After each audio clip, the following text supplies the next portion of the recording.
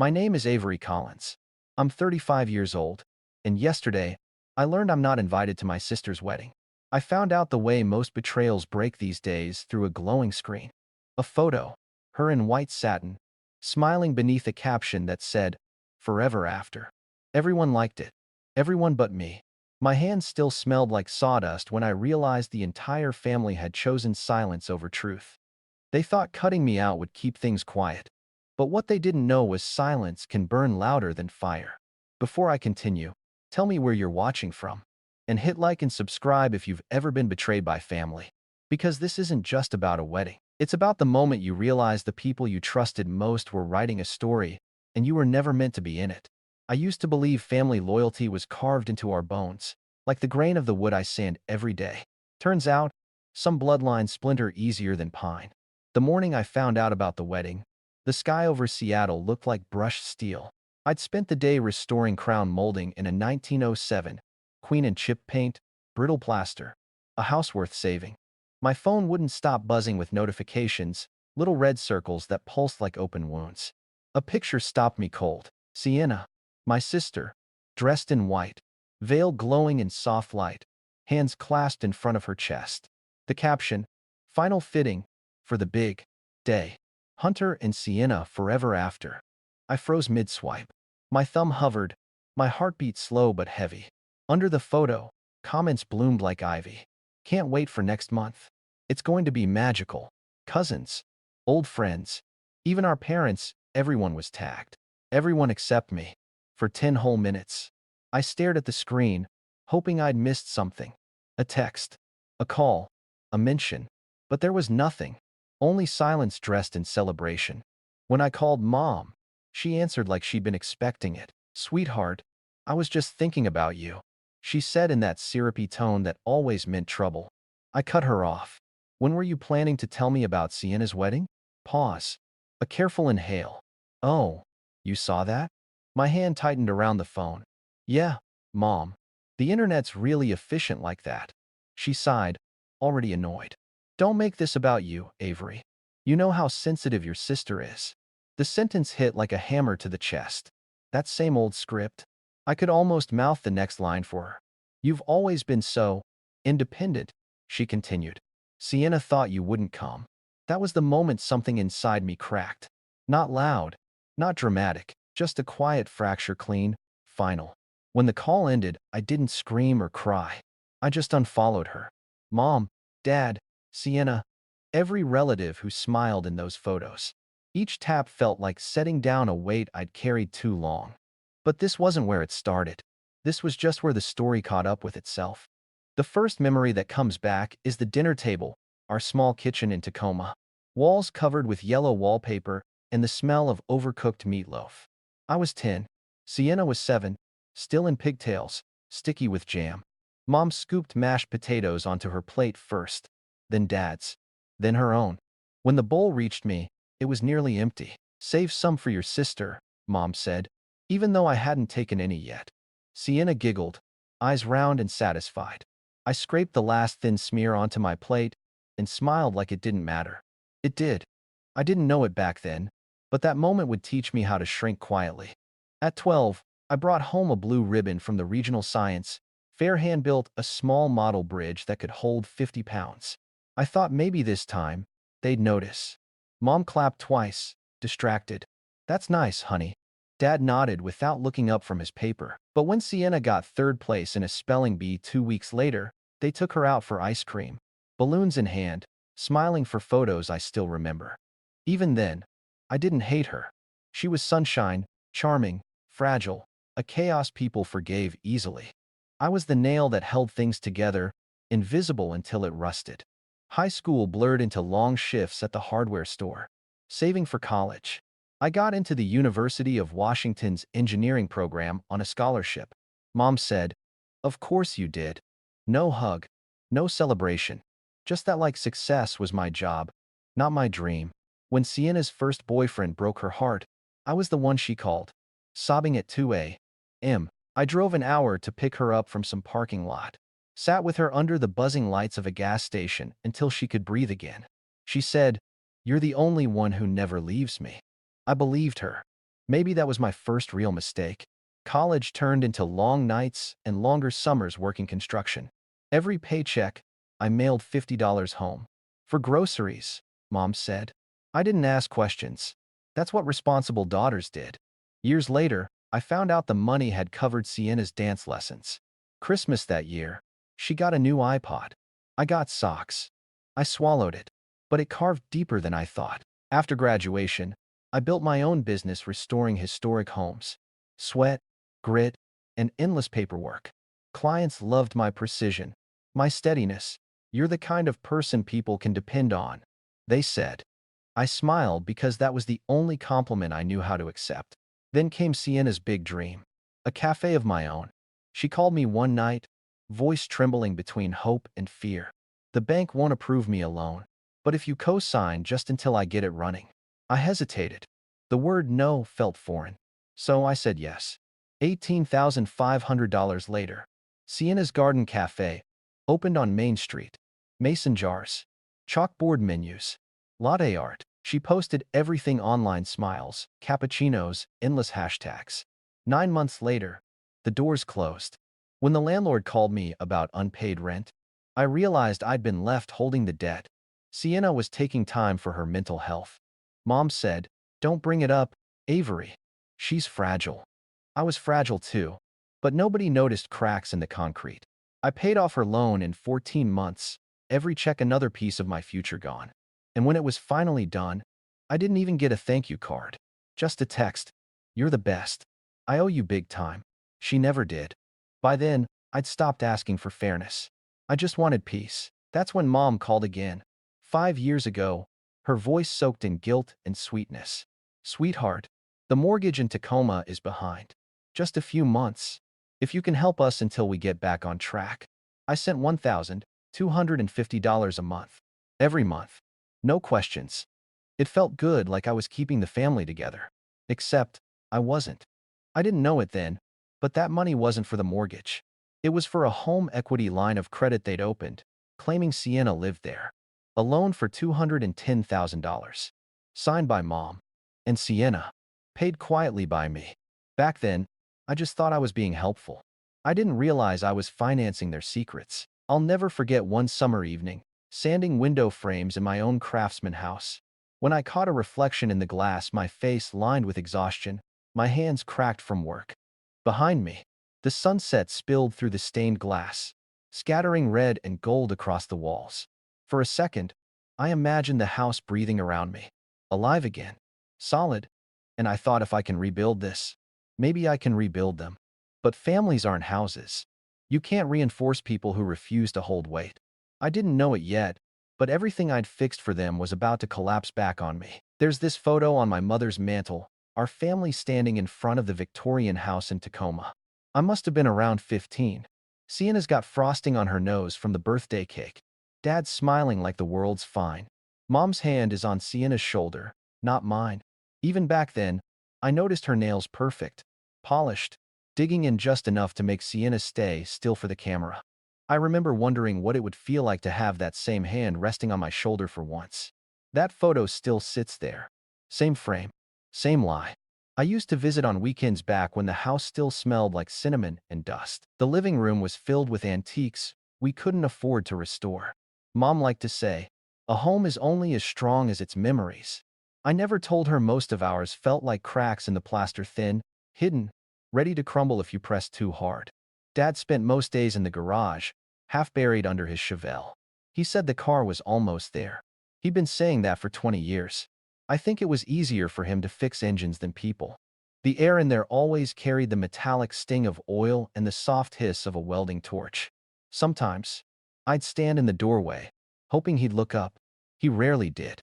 The day I bought my own house in Queen Anne, Mom visited once. She brought a pie from the store, still cold in the middle, and inspected every corner like she was appraising it. "It's quaint," she said finally. "I rebuilt half of it myself," I answered. She nodded, distracted. "You should invite Sienna to stay a weekend. She could use a break." "From what?" I almost asked. From not working? From her mistakes I'd paid for? But I swallowed it. That night, after she left, I opened a bottle of red wine and stood in the empty kitchen. The house creaked around me like it was adjusting to its new owner. The air smelled of varnish and rain. For the first time, I felt proud and completely alone. Years blurred into routine. I drive down to Tacoma for holidays, bring gifts for the kids' art sets, Lego kits, while Mom handed Sienna envelopes of cash. Just a little help, she'd whisper. One Thanksgiving, I overheard them in the kitchen while washing dishes. She doesn't need money, Mom said.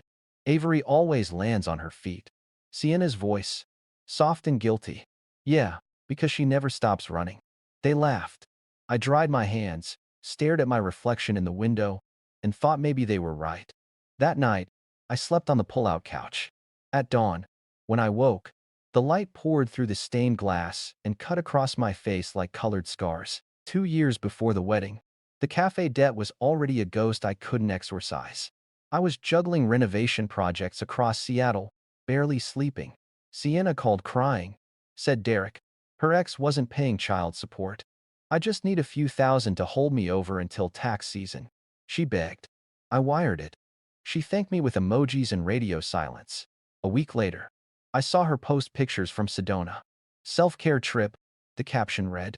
My chest went cold. When I mentioned it to Mom, she snapped. You don't know what it's like raising kids alone. I'm not the one raising them, I said. She looked at me like I'd slapped her. You used to be kinder. Maybe I had been, but kindness without boundaries is just self-destruction dressed nicely. One December, during a snowstorm, the power went out at my place. I lit candles, wrapped myself in a blanket, and for the first time in years, I let myself think about what I actually wanted, not what everyone else needed. Peace. That was it. Just peace. The next morning, I stood by the window, watched flakes drift past the stained glass. The colors shifted with every movement: amber, crimson, indigo. I thought about all the things I'd restored that weren't mine. Houses, loans, people. If I could just stop fixing for once, maybe I could fix myself. I didn't know that in 6 months, I'd be forced to test that theory. Spring came early that year. The cherry trees bloomed along Queen Anne Avenue, petals catching in the gutters. I was finishing the Buchanan restoration. Sanded floors, repaired joists, a century-old staircase that fought me for every nail. My hands were raw, but I felt grounded. Work always made sense, would never lied. That's when I got the call from Tess. You seeing this? She asked. Seeing what? Instagram. Sienna's engagement. Like official. There's even a countdown. My stomach tightened. When? June. Willowmere Estate. Fancy stuff. I didn't even know she was engaged. I hung up before my voice could shake. 2 weeks later, Mom called about the mortgage. She said the payment notice looked strange, that the bank had changed the mailing address. I offered to call the bank myself, but she told me not to bother. We've got it handled, she said. Something about her tone, it wasn't defensive. It was careful, like someone stepping across thin ice. I didn't push. I was tired of being suspicious of people I loved. But that night, I dreamed of the Victorian house again, the one from the photo. Only this time, the stained glass windows were shattered, the inside hollowed out. I stood outside holding a hammer, unable to decide whether to fix it or walk away. A few months later, I visited Tacoma for Maya's birthday. She ran to me yelling, Aunt Avery, arms sticky with frosting, hair tangled from playing tag. I lifted her, inhaled that sweet sour mix of sugar and kid sweat and thought, she's worth it. Then Hunter appeared. Expensive watch, polished smile. He shook my hand like I was a business deal. So, you're the sister, he said, grin not reaching his eyes. The one and only, I replied. He laughed, short and sharp. I've heard a lot about you. Same. We both knew we were lying. Sienna floated in, glowing, talking about floral arrangements and guest lists. We're keeping it small, she said, eyes darting toward Mom. Intimate. Mom nodded quickly. Family only. The words tasted like metal in my mouth. I asked, am I family? Nobody answered. That night, I left early. Outside, the rain came down hard, cold against my skin. The Victorian's porch light flickered as I stepped off the stoop. Behind me, I could hear laughter through the walls. My family's, muffled but unmistakable. Driving back to Seattle, windshield wipers struggling. I realized something. Every mile I put between us felt like oxygen. But guilt is a tricky parasite. It doesn't die just because you starve it. Even when I started to believe I could live without them, part of me still waited for an apology that would never come. The last time I saw all of them before the wedding announcement was Easter Sunday. Sienna wore pastel blue. Mom beamed beside her. Dad stood at the grill, pretending not to hear the tension around him. Hunter kept checking his phone. When it was time for group photos, Mom positioned everyone carefully. Sienna in the middle, she said. Hunter next to her. Robert, lean in a little. Perfect. I waited for her to say my name. She didn't. Do you want me in or out? I asked finally. She blinked, startled. Oh sure, sweetie. Maybe just the four of you first. I stepped back. Watched the flash go off. The family portrait without me. That was the last holiday I attended. After that, calls went unanswered. Texts left unread. The space between us stretched into something unrecognizable. Then came that June morning. My work boots kicked off, my phone buzzing with notifications, and Sienna's smiling face under a veil. That's how I learned what I meant to them. A ghost. Useful when needed. Invisible when not. And what none of them knew, not Mom, not Sienna, not even Dad hiding behind his Chevelle, was that ghosts sometimes come back with receipts. The weeks after that discovery felt like moving through fog, everything muffled, but every sound that did reach me hit like a hammer. The first phone call came 2 days later. Mom, again. I hope you're not sulking, she said, voice syrupy. Like I was 10. I'm not sulking, I said. I'm confused. Don't be dramatic, Avery. You're always so intense. Intense. That word again. In our family, intense meant too much, too honest, too unwilling to play along. I swallowed hard. So, I'm really not invited? She hesitated. Sienna thought it would be awkward. Hunter doesn't understand you. He thinks family should be closer. Closer? I repeated. I sent you $75,000 over 5 years. That close enough for him? Silence crackled through the line like static. Money isn't everything, she snapped, and hung up. That was the first time I realized she wasn't just protecting Sienna. She was protecting the illusion, the image of a perfect family neatly staged. No messy truths. I didn't talk to anyone for 3 days. Work kept me upright. Sanding floors, scraping paint, aligning panels measured things that stayed where you put them. But the quiet had teeth.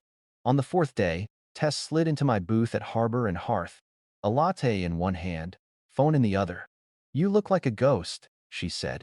I feel like one. She turned the phone toward me. You're gonna want to see this. It was a picture, Hunter. Arm wrapped around another woman outside downtown lounge. The same smirk he wore at Maya's birthday. The timestamp. Last night. Who's she? Tess asked. Amber, I said. The venue coordinator. I'd seen her tagged in posts about Willowmere Estate. Tess's eyebrows shot up. The guy's engaged. To your sister. I nodded. Yep. So, what are you gonna do? I stared at the photo. The old version of me the fixer would have called Mom, warned Sienna, rushed in to save everyone from the mess. But I was tired of being their cleanup crew. Nothing, I said. Nothing? They wanted me out of their story. Let them write their own ending. Tess leaned back, studying me. You're serious. Dead serious. She shook her head. You scare me sometimes.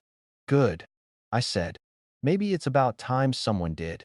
A week later, I drove to Tacoma anyway. I told myself it was to check on Dad. But really, I wanted answers. The garage door was open, the Chevelle hood up. The smell of gasoline hung heavy. He didn't look up when I walked in. You could have called, he said. I did. He wiped his hands on a rag. Your mother said you're upset. I'm not upset. I'm done. He paused, confused. Done with what? With pretending this family isn't built on lies. He froze, hands still. Avery. I found out about the wedding from the internet. Did you know? His silence was an answer. I took a step closer. Why didn't you say something? He sighed, eyes on the engine. Because your mother thought it was best. Best for who? For everyone. I laughed, sharp and cold. Everyone but me. He didn't defend her. He never did. He just reached for a wrench, as if tightening a bolt could fix what we'd become. The wedding rehearsal came 2 weeks later, and even though I wasn't invited, Tess happened to be catering coffee at the church. She texted me mid-afternoon, "You won't believe what I just heard." Apparently, Amber had slipped up in conversation with the florist, saying Hunter wanted to make sure the deed transfer goes through before the honeymoon. Deed transfer. My stomach dropped. To what? To which house? I called Tess immediately. Did she say what property? No, but she mentioned the Victorian. The air left my lungs. They were planning to use the wedding to move ownership. Maybe Mom's loan wasn't just about helping Sienna, it was about securing the house for Hunter. I drove home in a daze, headlights blurring through drizzle. That night, I pulled out every bank statement I'd kept, every transfer confirmation, pages and pages of quiet proof. My proof. I laid them on the walnut table, one after another, until the surface disappeared under paper. My own little graveyard of sacrifices. That was the moment I decided I wouldn't scream, or beg, or warn. If they wanted a perfect family picture, I'd let them have it. And then I'd show them what it cost to frame it that way. The wedding day came faster than I expected. A Saturday in June, all sunlight and champagne. I didn't go. I poured myself coffee, sat by the stained glass window, and waited for the inevitable. By evening, my phone buzzed nonstop. Texts, calls. Then, a video, shaky footage from Willomir's ballroom. White roses, gold accents, guests shouting. Sienna's scream pierced through the noise. Hunter's voice followed raw, angry. Then the sound, a slap, loud enough to cut through everything. I dropped the phone. It hit the hardwood like a gunshot. For a long moment, I just sat there, staring at it. My hands trembled, not from shock, but from something colder. Confirmation. The man she'd chosen over me had done what I'd been accused of for years, made a scene, drawn attention, ruined the illusion. The difference? He got caught on camera. Later that night, Mom called. Her voice was wrecked. Your sister's hurt. Please, Avery, come. I almost said yes. Reflex. Decades of conditioning. But then I remembered every unpaid loan, every quiet dismissal, every time she called me too much. I wasn't invited. I said evenly. It'd be rude to show up now. She sobbed. You don't understand. I understand perfectly. Then I hung up. I thought that would be the end of it. But 3 nights later, someone knocked on my door. When I opened it, Dad stood there, soaked from the rain. The porch light caught the lines in his face deeper. Older, maybe honest for once. Avery, he said, we need to talk. His voice cracked on the word we. Rain drummed against the porch roof, turning the night silver. Dad stood there holding a manila envelope against his chest like it was a confession he couldn't carry anymore. Come in, I said. My voice surprised me flat, not angry, just tired. He stepped inside, water pooling beneath his boots. The smell of wet denim and oil filled my hallway. When he finally looked up, his eyes were rimmed red. I didn't know where else to go. I motioned toward the table, the same walnut table where I'd laid out all my evidence. He hesitated before sitting, like the wood might judge him. We've been using your money, he started. Not for the mortgage. For something else. I waited. He slid the envelope across the table.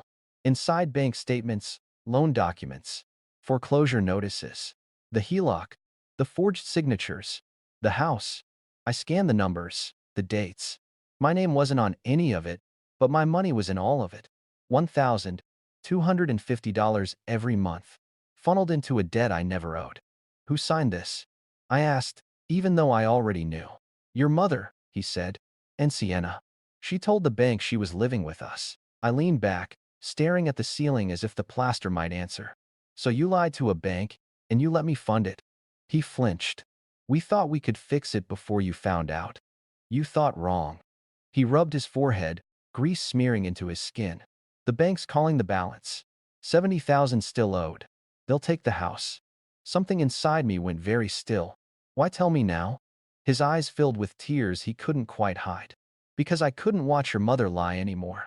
Not after the wedding. The words landed like thunder. He knew, too knew how far they'd fallen. I stood, gathering the papers into a neat pile. You should have come sooner. I know. When he left, the night swallowed him again. I stood at the window watching rain wash down the glass, feeling the familiar ache of being the only adult in the room. But this time, I didn't feel pity. I felt purpose. The next morning, I called Tess. I need coffee and silence for an hour. I told her. She didn't ask questions. At Harbor and Hearth. I spread the documents across the corner table. Tess whistled low. Damn, that's a lot of zeros. I'm not paying it off, I said. Not this time. Good. So what's the plan? I'm going to make them tell the truth. Out loud. In front of someone who can't be manipulated. Who? Evelyn Grant. My aunt. Robert's older sister. The one woman in this family who'd never been fooled by Margaret's tears. Tess leaned in. You're really gonna drag this into daylight. I met her eyes. You can't clean mold in the dark. 2 days later, I drove to Tacoma again.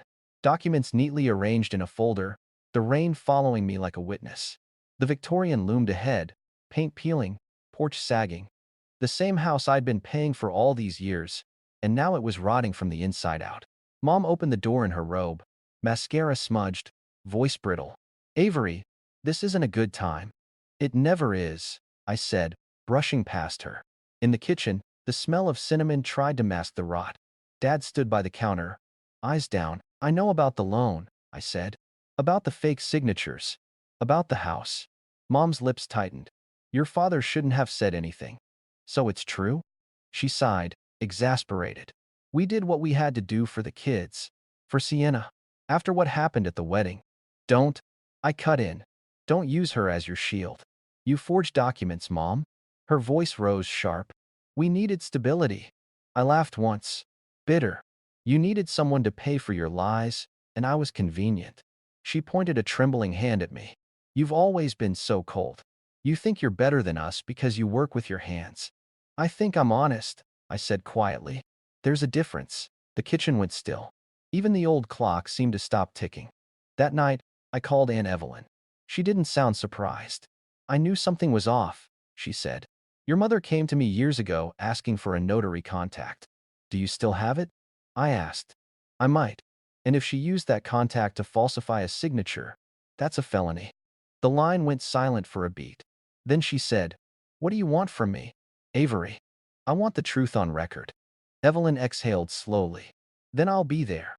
Bring your evidence. And bring your mother. The following afternoon, I received a text from Noah, my colleague at the construction firm. Got something you should see. He sent a link to a news article. Hunter Blake, real name, Adrian Barlow. Prior assault charges in Oregon. Record, sealed in 2017. My throat went dry. So it was true. The name change. The anger. The carefully rehearsed charm, it all fit. I forwarded the link to Tess. Her reply, Holy hell. Does Sienna know?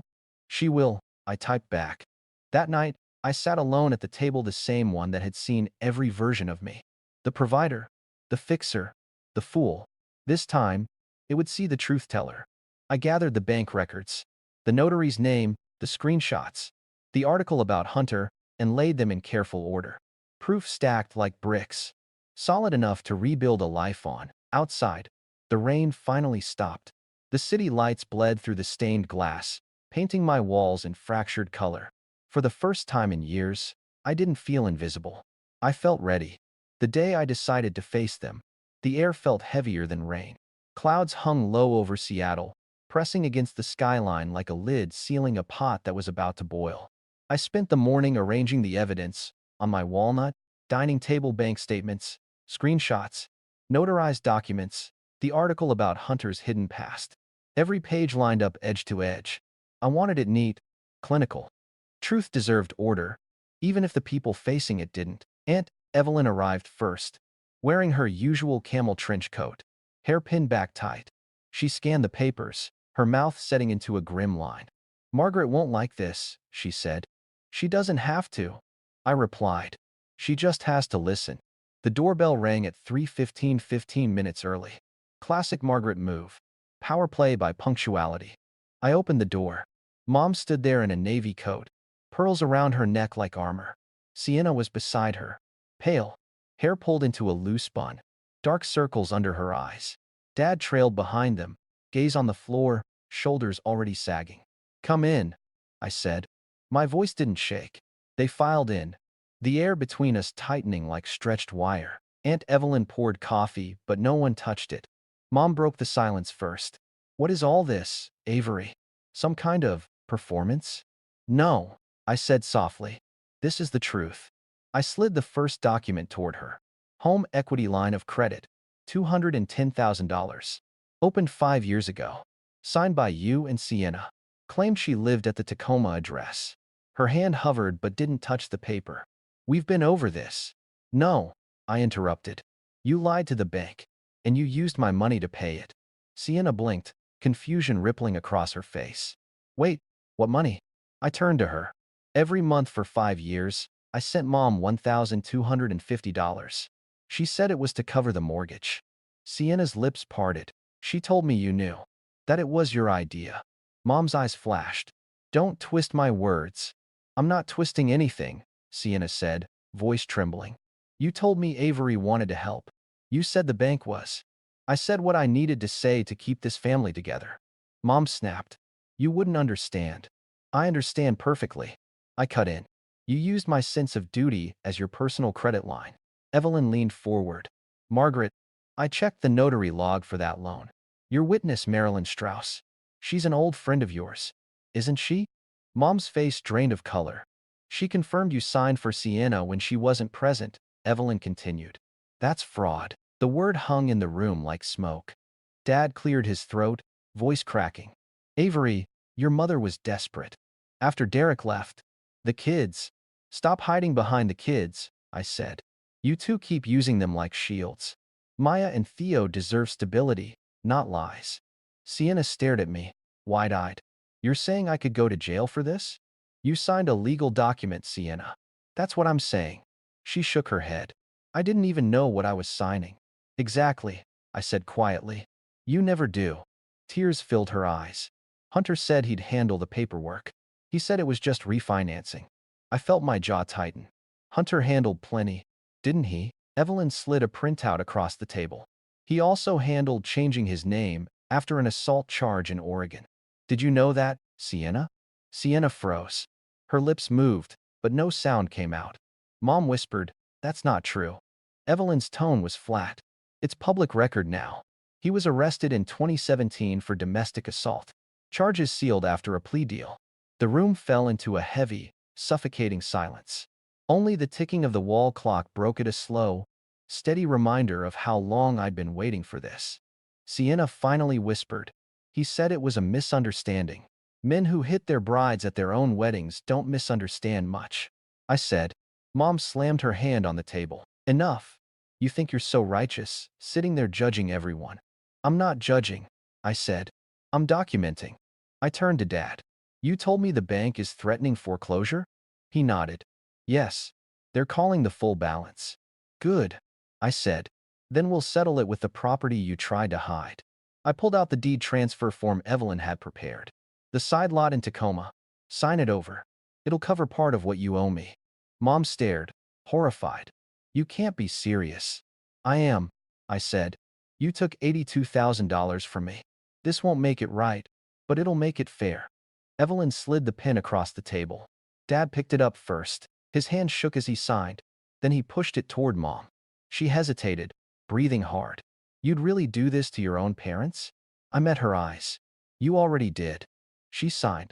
The pen scratched like a knife. When it was done, the paper sat between us, a simple rectangle that changed everything. Sienna wiped her cheeks. Avery, I didn't know. I swear. I believe you, I said. But believing doesn't erase it. She nodded slowly, the weight of her choices finally sinking in. Mom's voice broke, barely a whisper. So that's it? You get your pound of flesh and walk away? I looked at the documents, then at her. No. I get peace. What you do with yours is up to you. Evelyn stood, gathering the papers. I'll file these today, she said quietly. As they left, the room seemed to exhale. The silence that followed wasn't empty, it was earned. Dad paused at the door, rain pooling at his feet. I'm sorry, kiddo, he said. I know, I replied. Now go fix something real for once. The door closed behind them. I sank into my chair, staring at the table where truth and betrayal still mingled like dust in the air. For the first time, I didn't feel like the fixer. I felt like the foundation finally holding.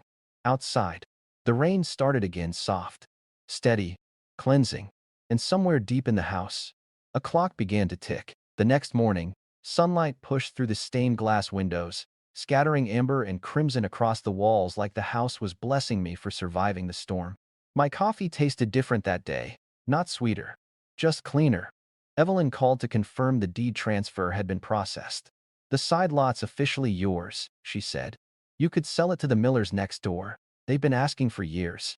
I looked out the window at the rain-soaked street, nodded to myself. Sell it, I said. Let it cover what's left. She hesitated. And the rest? I don't need the rest, I said. I just need truth on paper. After she hung up, I stood in the quiet. No voices echoing in my head, no one tugging on my time, my money, or my guilt. Just silence, and for once, it didn't feel lonely. Later that evening, Sienna showed up unannounced. Her car was smaller now, older. She looked different, hair scraped back, no makeup, exhaustion written in every line of her face. She clutched a small wooden box against her chest. This belonged to Grandpa, she said softly. Dad found it when they were clearing out the attic. Inside was the pocket watch, gold tarnished, chain broken, but still beautiful. The engraving inside read, "For A. C. The one who keeps things running." I traced the letters with my thumb. He meant this for me, I murmured. Sienna nodded. Mom hid it. Said it would just make you dwell on the past. The watch ticked faintly when I wound it. The sound filled the room, soft and certain. Sienna's voice cracked. I'm sorry. For everything. Sorry doesn't rebuild walls, I said. But it's a start.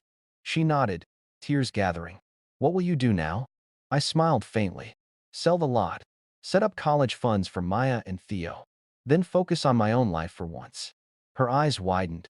You do that? After everything? I'm done rescuing adults, I said. But kids, they still deserve a chance. She let out a broken laugh. You always were the strong one. No, I said, closing the watch in my palm. I just stopped letting them take the best parts of me. When she left, dusk was settling. I sat by the window, the ticking watch in my hand, the city lights flickering like distant fires. They thought revenge meant destruction. But real revenge is peace and the knowledge that this time, they'll have to fix themselves. If you've ever been the one holding your family together while they tore you apart, you know this kind of silence. It's not the sound of giving up, it's the sound of letting go. I used to think fixing them was my purpose. Now I know walking away is my power.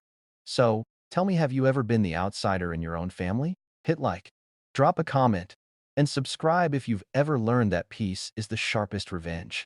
Because this story isn't over, and neither is hers.